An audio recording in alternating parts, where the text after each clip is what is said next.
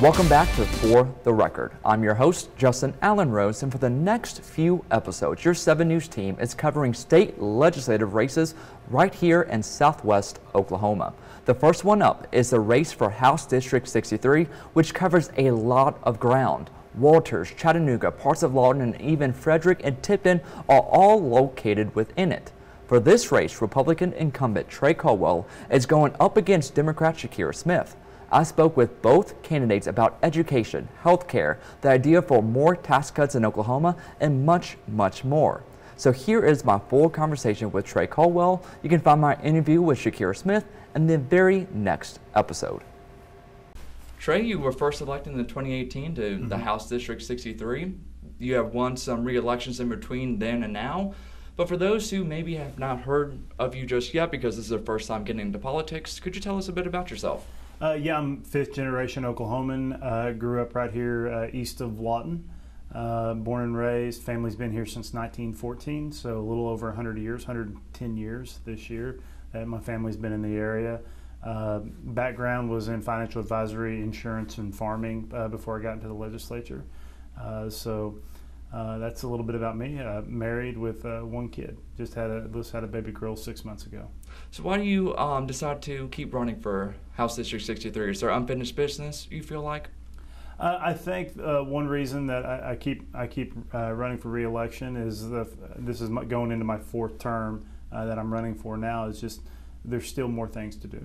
One of the reasons I ran in the first place back in 2018 was I wanted to see change. I wanted to see us increase the amount of educational funding we've done in the state, and we've done that. We've seen the largest pay increase over that time period in the history of the state of Oklahoma. We've increased educational funding by over 100% in the last 2 decades. But at the same point in time, the lion's share of that funding increase, 68% of it, comes in just the last 6 years since I've been in office. Also, very, very passionate about rural health care access and property rights, and we're making progress on the Frederick Hospital. We broke ground not too long ago, about 2 months ago, and now just trying to make sure that gets across the finish line. But how do we replicate that across the state? Because there's other areas in the state of Oklahoma that are in healthcare deserts, and it's not just rural areas; it's also urban areas. You look at there's certain places in North Tulsa, South Oklahoma City, and then all across rural Oklahoma that are in healthcare deserts, and so want to keep working towards that end as well. What are some problems you think are currently active in the district, and do you think you just mentioned how a lot of places are in deserts, healthcare deserts? Do you think a lot of areas within the state are kind of facing the same problems?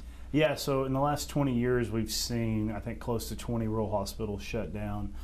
We've seen even some urban hospitals shut down as well, especially in the Oklahoma City area. I can think of at least 2. So just making sure we have those access points, those healthcare access points. I always say, one of the lines I always use is that people in Oklahoma City and Tulsa, they worry about cost of care. People in rural Oklahoma worry about access to care, and they'll worry about the cost once they can get access. So I think it's definitely something to be cognitive of, and whether that is in Sayre or Frederick or Wilburton or Eufaula or Bristow, which are the 5 communities that we identified when I passed the Oklahoma Rural Hospital Rebuild Act 2 years ago. But either those 5 communities, but there's 10, 15 other communities just like that are anywhere from 40 to 50-minute car ride to having healthcare access. Let's talk about rural healthcare a little bit more. You mentioned the Frederick Hospital, the groundbreaking that just took place. What are some other things the legislator might be doing, or highlight some of your doings within the legislature to help better rural healthcare in this area and beyond? Right. I mean, I think first and foremost, my crowning achievement when it comes to rural healthcare is the Oklahoma Rural Hospital Rebuild Act of 2022, which allocated $25 million to go to 5 identified communities to try to help them rebuild critical access points. So think of an ER and a small hospital. I think another thing we've done that has affected our area greatly is expanding the scope when it comes to CRNAs. It was something that was a big fight a couple of years ago. And at the end of the day, one of the key underpinnings and why I ended up voting the way I did to expand that scope for CRNAs was looking at my insurance background, looking at the actuarial tables, because in 47 other states it was already being done. And so we could look at the actuarial tables and the death rates, and you come to the conclusion that they all over the United States, with the exception of Oklahoma and a couple other states, they were already had that practice authority and had the same actuarial death tables. So I think so the quality of care, we weren't substituting quality of care. And then I think the third thing is look what we've done with the PBMs. Former colleague Marcus McIntyre and colleague TJ Marty from Tulsa both worked on this long and hard, and I've been able to vote with them every step of the way on this. Is people should be able to use their pharmacy, their local pharmacists, and what we're seeing is these pharmacy benefit managers that have become vertically integrated with pharmaceutical companies, but also with pharmacies themselves. Are trying to drive patients to certain either designer drugs or to certain pharmacies where it doesn't save the patient any money, but it gives them a kickback. And so that was one thing that we've stood up and fought, and even had there's been some pushback on it. That's, I think, went all the way to the U.S. Supreme Court on the ERISA portion of that piece of legislation that was challenged. So I think those are just three key examples of something that I've done, continued to do, and I think we're not done yet, and we got to keep working on it. Education is always on voters' minds. Everybody says, or I wouldn't say everybody, a lot of people like to point to the fact that Oklahoma's ranked 49th in education based off of one website's rankings. How do you think we got to that point? Well, I think my grandpa used to always say, figures don't lie, but liars do a lot of figuring. And so there are some websites out there I've seen that have had us anywhere as ranked as low as 51st behind Puerto Rico, all the way up to having us in the mid to low 30s. I think at the end of the day, a lot of it comes on, a lot of those rankings are predicated and based upon two things. One, taking and seeing how much funding we do, and I think that's a fair judge of a ranking, because it says how resources and money from the legislature is a key determinant on whether or not we value something in our society. So by us funding it at certain appropriate levels, I think that is an indicator that of where we are in an overall net ranking. The other one is, I saw there was a statistic out the other day that had us at 49th, was based on ACT scores. That one itself is very, very, very misleading in the fact that we're one of only 7 states that test all the kids. And so if you look at the data, yes, we are far behind in that ranking with an average of 17.6 points on the ACT, which would put us at 49th, only in front of Nevada. But at the end of the day, we're testing 100% of Oklahoma students take the ACT, whereas in the vast majority of states, only anywhere from 20 to 30%, and some as low as 5% of only college-bound kids. So they're self-segregating the numbers, so that skews the number. Back to education as a whole, when it comes to funding, I think that we've made huge strides over the last 6 years since I've been in office. As I said, we've not only been able to increase education funding by well over 68%, but we've also seen three teacher pay raises. We've seen increased SRO funding, which is school resource officers, but we've made that funding flexible. So for schools like R-Lawton school that already had SRO officers, they can use that money for hardening of facilities.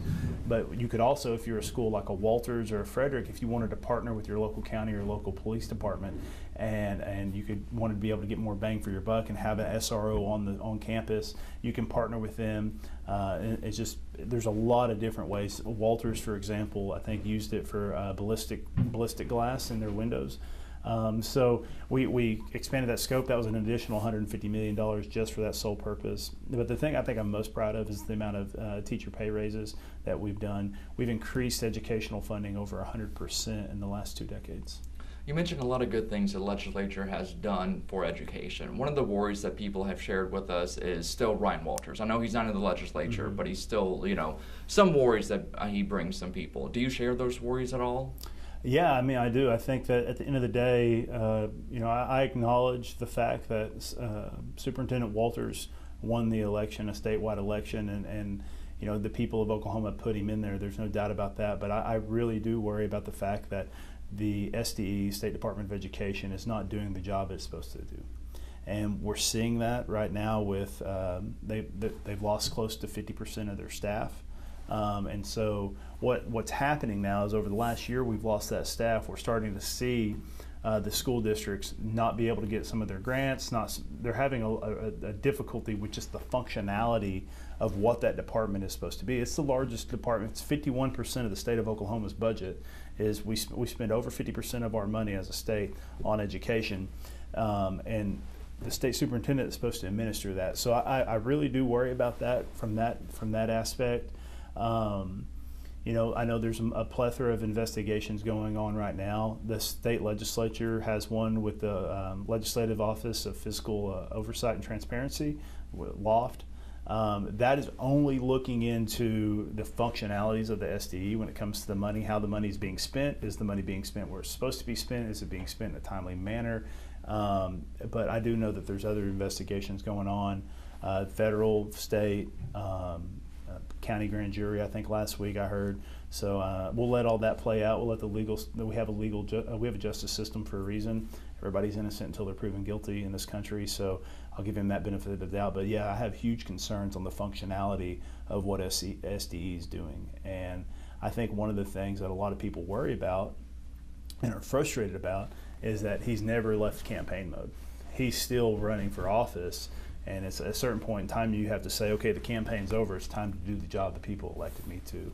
And I'm hopeful that Superintendent Walters will start doing that. One of the big things that took place this past legislative session was the repealing of the state grocery tax. Mm-hmm. Do you think there's more tax cuts needed for the state of Oklahoma? Well, I mean, I think at the end of the day, any time that we can cut taxes in a responsible manner, I think it's something we should do. I think that we've seen every time in the recent past that when we especially if we do it smart, and that is, I don't think we should cut taxes just to cut taxes for a mail piece or for a next campaign. But if we're over collecting, and at the end of the day, that's the people of Oklahoma's money. If we're not using it as a government, we should keep it in their pockets. I think that's a pretty fair assessment. As of right now, we just had the largest tax cut in the history of the state of Oklahoma. We've cut taxes over, I think, 6 times since I've been in office. So I think as of right now, I'd like to see what happens in February when the Board of Equalization comes in and let's see what our revenue numbers are. But I think if there is a tax cut in the future, in the next year or two, I think it'll be probably along the lines of an income tax. I know the governor's advocating for a path to zero.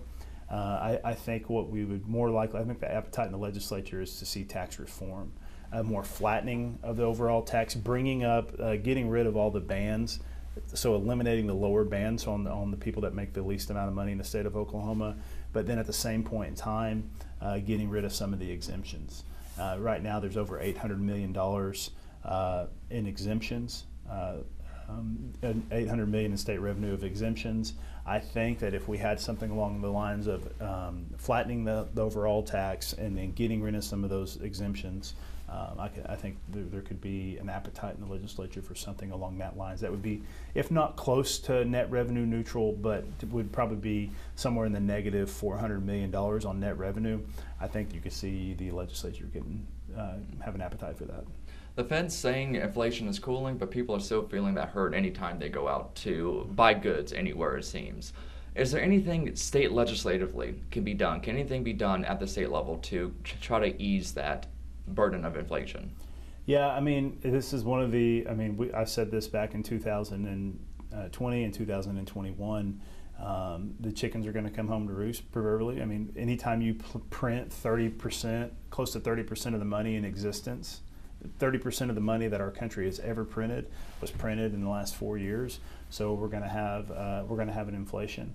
I do disagree with the Fed in their assessment that we're going to have a soft landing. I think that all we've done is pushed out a recession, an economic downturn. I think we've just pushed it out. We're already seeing it in production agriculture. Worst 2-year stretch since the 80s. If it stretches another year, it'll be somewhere in the 1930s Great Depression range of how bad it's been for production ag. So I definitely think that we need to prepare for it. As for state on monetary policy, I mean, at the end of the day, that's the purview of the federal government.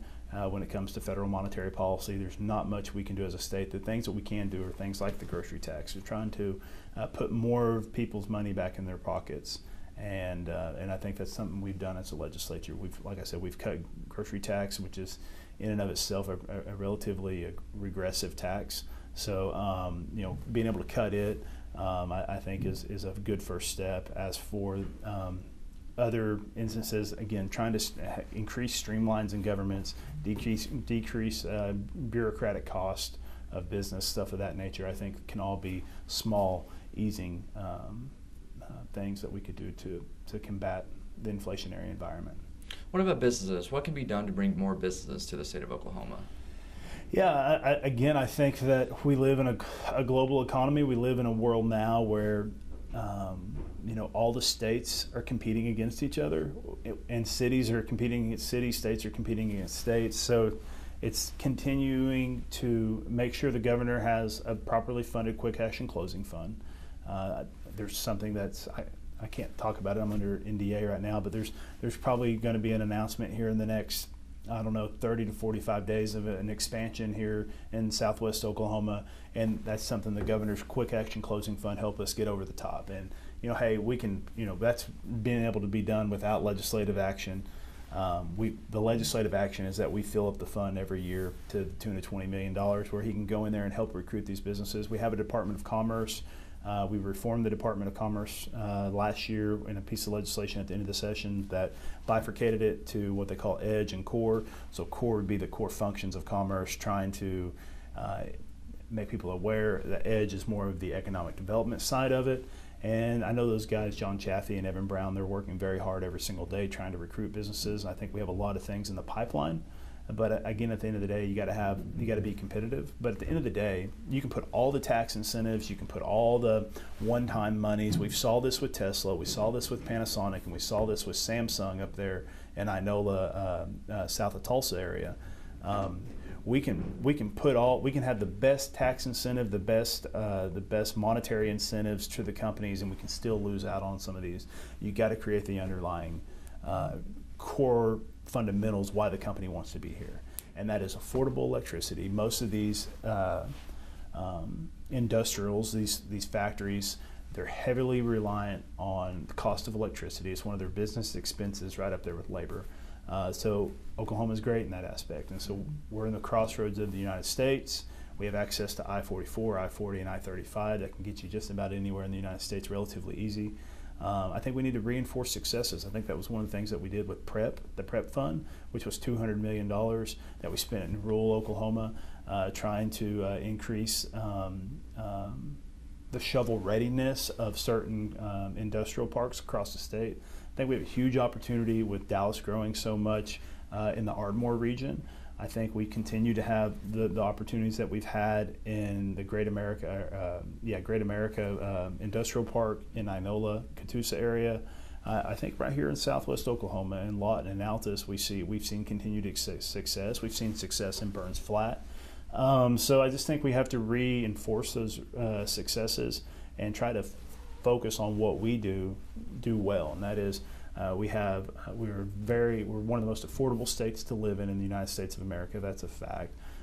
We have a very good tax environment. We're very pro-business. We're one of the top 5 pro-business states in the country,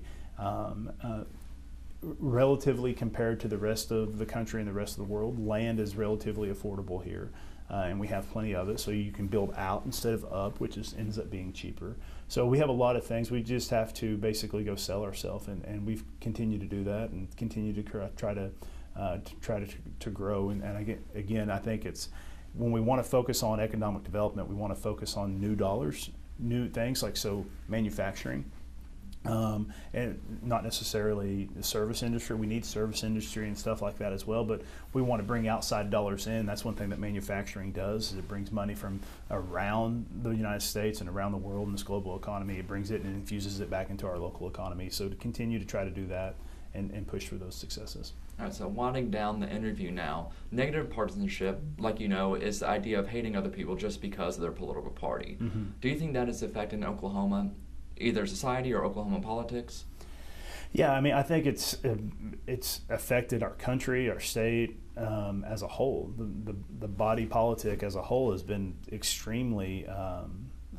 We've gotten more and more tribal every single year I've been alive, and again, there's always been partisanship. You can go back to the founding fathers. Right after, I mean, Washington wasn't even out of office yet, and they were starting this, what they called factions back then, before they called them political parties. They were already setting up factionalism, and so it's probably the nature of the beast of having a first past the poll, and so I think that from that aspect, yes, but it's gotten way worse, and I think a lot of it can be attributed to the cell phones that we have in our hands. I remember when the 24 News Hour cycle first came on with, like CNN and the Fox Newses of the world back in the early 90s when I was a kid, and they, that contributed to the 24 News Hour cycle. But now, even now, like we're seeing on YouTube videos where they want you to be able to say your key points in 5 seconds because that's all people are going to watch a video for. And so you got to catch them in that first 5 seconds to try to get them to watch the rest of the video. Well, there's a lot of these issues that are affecting Southwest Oklahoma, that are affecting the United States of America. There's a ton of issues that take more than 5 seconds to explain, take more than 30 seconds to explain. I mean, this interview's been going on now for 10, 15 minutes, because there's nuance around issues that you have to explain and walk through. But the American attention span, I think, has shrank. But back to the original question, I think yes, we've seen extreme partisanship on both sides. I don't think either side is lily white on this deal. I think both of us are at fault, but you see this extremism on both sides that keeps pushing, whether it's with transgenderism or men and girls sports on the left or whatever it may be on the right for us. But I think that the way representative democracy works and the way this experiment of the United States government system that was set up, close to 250 years ago, the way it really works is that at what I call adversarial friction. Adversarial friction is a good thing. You coming with your set of ideals, me coming with mine, us talking about it, hashing it out, and then hopefully, and what's historically been proven to happen is the end product is greater than the sum of its parts. That we can come together, we have the meeting of minds, and we sharpen each other proverbially, and we make the ideal better. And so I try to legislate that way. You'll never see me out throwing bombs really on the internet or on social media or anything like that. I want to roll up my sleeves and get to work, and I always try to do that and let my work speak for itself. And I think over the last 6 years, whether it's 70 major pieces of legislation that I've been a part of, whether it's the hospital in Frederick, whether it's the telephone, the expansion of broadband internet. I mean, we're on pace by 2028 to have 99% high-speed internet coverage across the state of Oklahoma. I think it's something that we've heard. We've went to the town halls over the last 5 years. We've heard what people have said, that this is a need. If we want to have a functioning economy, a functioning decentralized economy post-COVID, we got to have access to high-speed internet for all Oklahomans. It's the same level of need that rural electrification was in the 1930s. And so I think we're making really good progress. We're not there yet, but we do better every day. And I think that the Oklahoma Broadband Office is continuing to push that out. And so look forward to that. But yeah, I think just roll up the sleeves and get to work is what I would advocate for anybody that's getting involved in politics. Anything else you want to tell the voters before they go to the polls? Hey, don't forget to vote, whether you vote for me or someone else, or whether no matter what your political party is. I think one of the key fundamental duties that we have is to be educated and to go vote. To be educated be an educated electorate, to make good, solid decisions. We have a form of representative democracy. We got to send people to represent our interests.